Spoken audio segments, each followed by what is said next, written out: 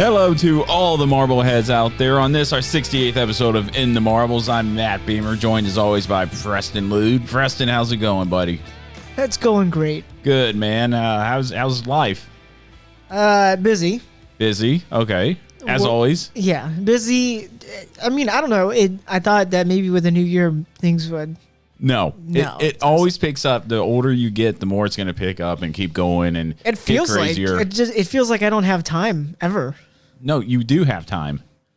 You have time to do In the Marbles. Well, yeah, but which is great, and we're so glad that you could join us here for our 68th episode. Like I said, we got a lot to talk about today. What we're going to cover is our expectations of the 2021 season, not just for NASCAR and Formula One, but for Indy, all three major series and auto racing. So looking forward to that. It's going to be a lot of fun. So you're doing well. Everything's well. Life's good. 2020 is behind us. We're getting ready. We're about 30-something days away from on-track activity at Daytona with the Clash. It's going to be interesting. A few months after that, it's going to be Formula One and Indy. Yeah, I can't wait. Yeah, I can't either, man. It's been a long offseason, and it's even then, it's not just a short off. It's not a crazy offseason like the NFL or anything. No. It's like 3 months, but it feels like forever.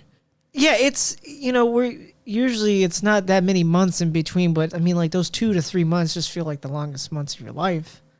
No, they really do. Just like waiting for racing. Withdrawals, doing everything you can, and we're so glad that you're here joining us, whether you're on the Unhinged Sports Network or on your regular podcast platform. If you're a race fan, this is where you want to be. This is where you should be, because we got a lot to talk about. We got a lot of opinions to get to. It's going to be going great, but hey, you just mentioned before the show that you started a new season in Formula One. Yes, I did. I decided to do a new career. So how's that going? Well, race number 1, Australia.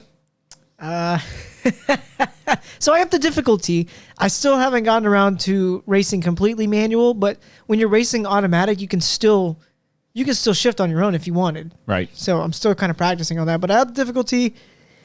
I wanted to go with a challenge. I didn't go with Williams. I decided to go with Alfa Romeo, and I qualified dead last because their performance is like second to last next to Williams. Right. In the game. So qualified dead last. I made up some good positions on the start. I was up to like 11th, and then I put strict corner cutting on. So it's not just corner cutting. It's if you exit too far off the track, just if your wheels go too far off, you can get a warning for it. Okay. You get 2 warnings. The third warning, you get a time penalty. Well, I got 4 time penalties. I got 12 seconds altogether by the end of the race, and I was doing 50% race. So it was like 29 laps. Wow. I was trying my best, but it was I was just trying to get too much of the car off of every corner. And yeah, I finished 12th, but after time penalties, it was like 18th. So you 17th. Really finished 18th? Yeah. Okay. Not good. Bummer, good dude. at all. Well, if it helps any, I haven't done iRacing in a long time, and it's been a bummer because I really want to, but I just haven't had time. Yeah. I mean, I haven't really had time either. I found some time the other day to finally race, and I got to race Bahrain. I think it was 2 nights ago. I did better than that. I finished 11th. Oh, good. Ahead of Charles Leclerc. Good. So you finished ahead of the Ferrari, which isn't a big feat apparently these days. No, but you still finished ahead of the Ferrari. I feel like that game should throw in updates where they update the competition in general, like the teams.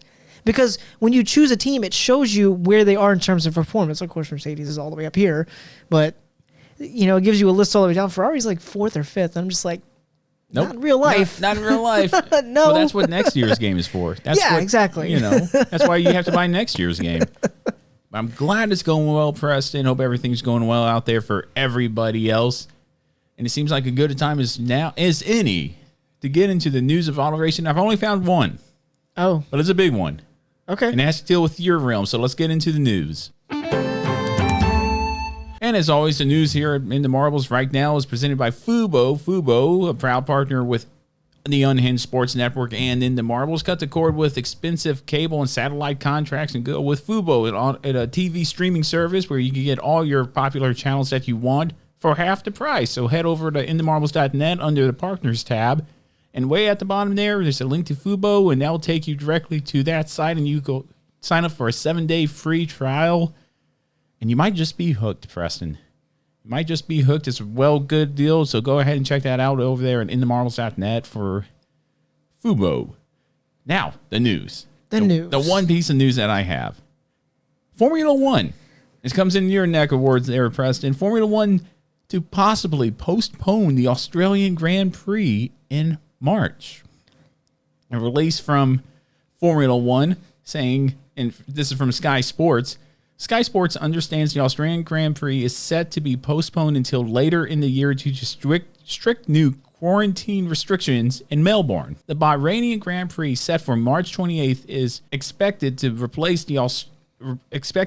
Australia, as the season opener.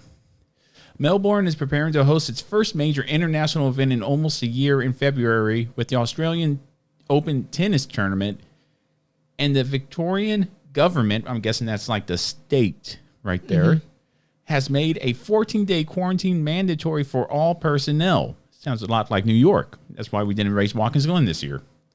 It is believed F1 would be subject to the same rules, and a Formula One Grand Prix will be unviable in those conditions. So what that's pretty much saying to me is there's no way we could do Melbourne and stay there for 2 weeks and not be able to compete, and the rest of that we need to do in the season. That's unfortunate, Preston. Yeah, it's unfortunate. First of all, it's Melbourne. Melbourne. Sorry. I'm not Australian. Neither am I, but okay. Melbourne, but Melbourne's pretty good too, I guess. I tried. I don't know. See, it's going to be a little bit tough this year. We know that COVID is still around, and I've heard rumors of like parts of Australia where people aren't even allowed to leave their homes unless they're going to the store, and that's it. Right. Like, it's like really bad over there. It's almost as bad as like the UK. The UK has like 5 different tiers you can be in. And there are parts of the UK where they're in like tier 4, which is pretty darn like on lockdown. So it kind of worries me that like not only this, but I mean, what about Silverstone? Right. I mean, we won't know until we kind of get closer to that. When so we get closer to that, yeah. What this is saying to me, I really don't want to say it, but I feel like it's just going to get canceled altogether, honestly, unless they find maybe they'll find a week in there to, because, they say they're going to postpone it right now. Maybe they'll find a week in there later in the year to put it in, but I don't know. Well, I guess we just have to wait and see. Well, that's unfortunate, too, because I really enjoy the Australian Grand Prix. Yeah, so do I. I missed it last year, obviously, with everybody else. I missed it very much so. But I think that would have been a fun kind of get back to normalcy. Yeah. A sign of normalcy, because Daytona is still going on for NASCAR. St. Petersburg is still going on for Indy. Now, all Australia might not be going on, and that's not Formula One's fault. It's country to country, just like here in the United States. It's state to state.